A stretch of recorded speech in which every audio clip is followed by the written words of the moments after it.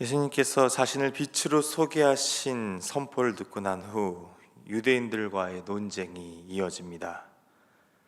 예수님께서는 자신이 누구신지를 그분의 사역을 통해 그리고 정체성을 통해 알리고 계십니다. 먼저 21절의 말씀을 보겠습니다. 다시 이르시되 내가 가리니 너희가 나를 찾다가 너희 죄 가운데서 죽겠고 내가 가는 곳에는 너희가 오지 못하리라. 예수님께서는 내가 가리니 라고 말씀하십니다. 빛으로 이 땅에 오신 주님께서 어둠이 가득한 이 세상에서 고난을 당하실 십자가 사건을 의미하는 말씀입니다. 십자가에서 죽으시고 부활하신 주님께서 승천하시게 될 것입니다. 예수님께서 십자가에서 인류의 모든 죄를 대신 지시고 죽으실 것입니다. 이 복음을 받아들이지 못한 이들은 예수님을 찾을 수도 그리고 예수님께서 가신 곳에 갈 수 없다고 말씀하십니다. 그리고 그 이유를 너희 죄 때문이라고 하십니다.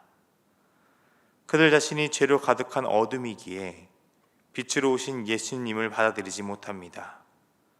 예수님의 말씀도 이해하지 못하고 22절의 말씀과 같이 예수님께서 자결하실 것이라는 오해를 하기도 합니다. 그런 이들에게 다시 말씀하십니다. 23절의 말씀을 보겠습니다. 예수께서 이르시되 너희는 아래에서 났고 나는 위에서 났으며 너희는 이 세상에 속하였고 나는 이 세상에 속하지 아니하였느니라. 예수님께서는 유대인들에게 아래에서 났다고 하시며 이 세상에 속하였다고 하십니다. 그리고 예수님께서는 위에서 나셨으며 이 세상에 속하지 않는다고 하십니다. 둘 모두 이 땅의 시선으로 본다면 같은 소속입니다. 그러나 영적인 시선으로 본다면 분명한 차이가 납니다. 예수님께서는 빛이 충만한 하늘의 하나님께 속한 분이십니다. 성육신 하셔서 이 땅에 계시지만 소속은 이 땅이 아니라는 것입니다. 반면에 유대인들은 하나님을 대항하는 어둠에 속한 이들입니다. 그렇기 때문에 여전히 예수님의 말씀을 이해하지 못하고 받아들이려고도 하지 않고 있습니다. 그런 이들에게 예수님께서는 21절에서 하신 경고를 다시 한번 하십니다. 24절의 말씀을 보겠습니다. 그러므로 내가 너희에게 말하기를 너희가 너희 죄 가운데서 죽으리라 하였노라. 너희가 만일 내가 그인 줄 믿지 아니하면 너희 죄 가운데서 죽으리라. 너희 죄를 다시 말씀하십니다. 이번에는 그들의 죄가 무엇인지 분명하게 언급하십니다. 너희가 만일 내가 그인 줄 믿지 아니한 것입니다. 앞서 이야기했듯이 유대인들이 속한 곳은 어둠이며 죄가 가득한 곳입니다.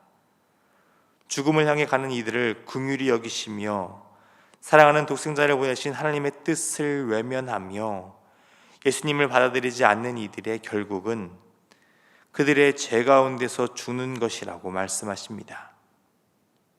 이렇게 말씀하셨는데도 이들은 예수님이 누구신지 또 묻습니다. 본문 25절을 보겠습니다. 그들이 말하되 내가 누구냐? 예수께서 이르시되 나는 처음부터 너희에게 말하여 온 자니라.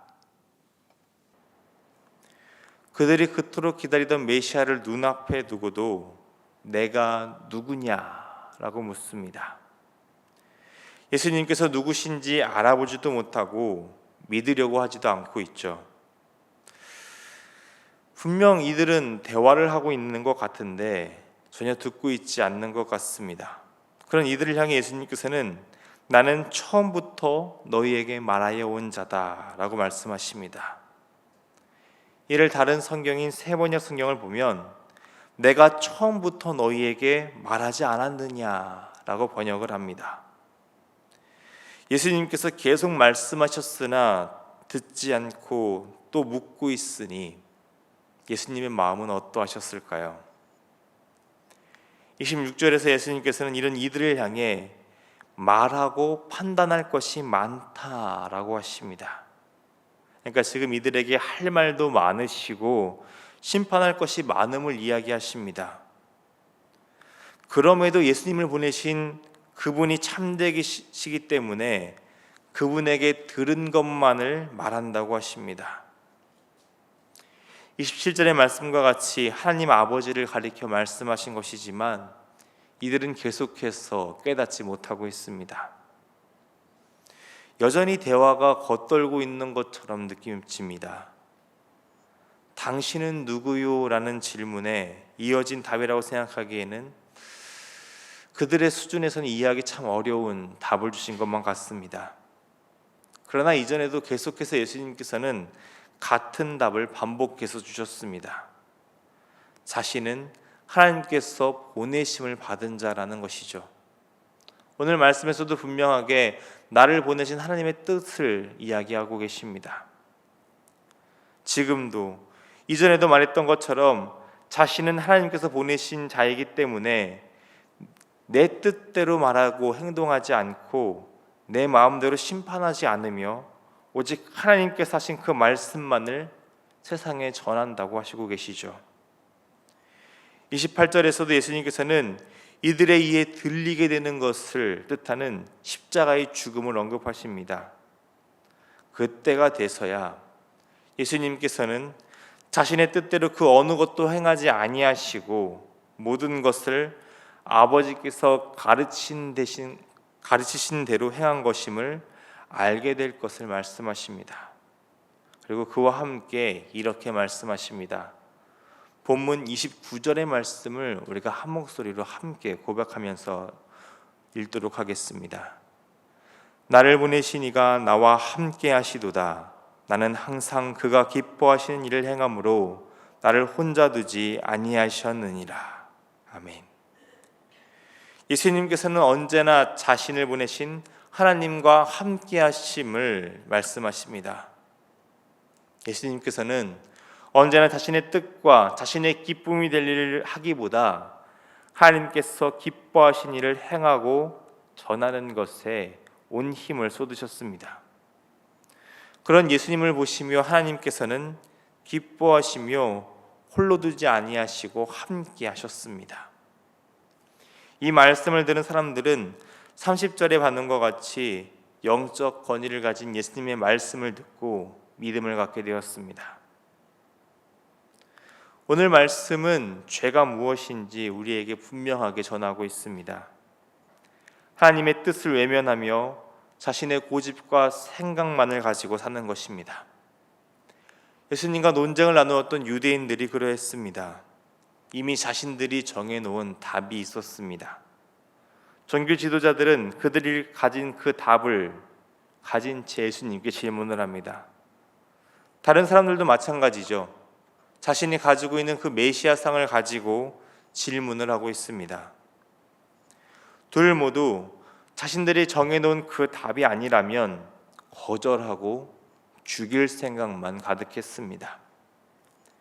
그 어디에도 하나님과 함께 하려는 모습을 보이진 않았죠.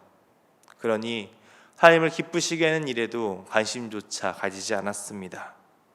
오직 자신들이 누려야 할, 가져야 할 기쁨에만 관심이 있던 자들이었습니다. 땅에 속해 땅의 것만 관심을 가지는 이 모습이 죄의 모습이라는 것입니다. 그에 비해 예수님께서는 어떠하셨습니까? 오늘 우리가 살아야 할 삶의 모습을 보여주시고 계십니다. 하나님께서 가르쳐 주신 대로 말하며 하나님의 뜻대로 행동합니다. 하고 싶은 것, 말하고 싶은 것이 있으심에도 불구하고 자신의 마음에서 나오는 그 스토리대로 행동하지 않으십니다. 항상 하나님의 기쁨이 되는 일을 먼저 생각하십니다. 그리고 죽기까지 순종하시며 하나님의 뜻을 이루셨습니다. 그런 예수님과 하나님께서는 함께 하셨습니다. 예수님께서는 분명히 이 땅에 계셨지만 하나님과 동행하시며 하늘에 속한 삶을 사셨던 것입니다. 복음서에서 나오는 예수님의 삶의 자리들, 그 예수님께서 겪으신 삶의 자리들을 보면 참으로 힘든 삶의 자리였습니다. 그러나 변함없이 예수님께서는 하나님과 동행하는 삶을 사셨습니다. 빛으로 하늘에 속한 자로 이 땅에서 사시며 하나님의 뜻을 이 땅 가운데 이루셨습니다. 오늘 우리가 예수님께서 사셨던 이 삶을 살아내는 제자의 삶을 살아야 합니다. 우리의 발은 비록 땅을 딛고 살고 있지만 우리는 하늘에 속한 자임을 고백하며 하나님의 기쁨이 되는 삶을 살아야 한다는 것입니다.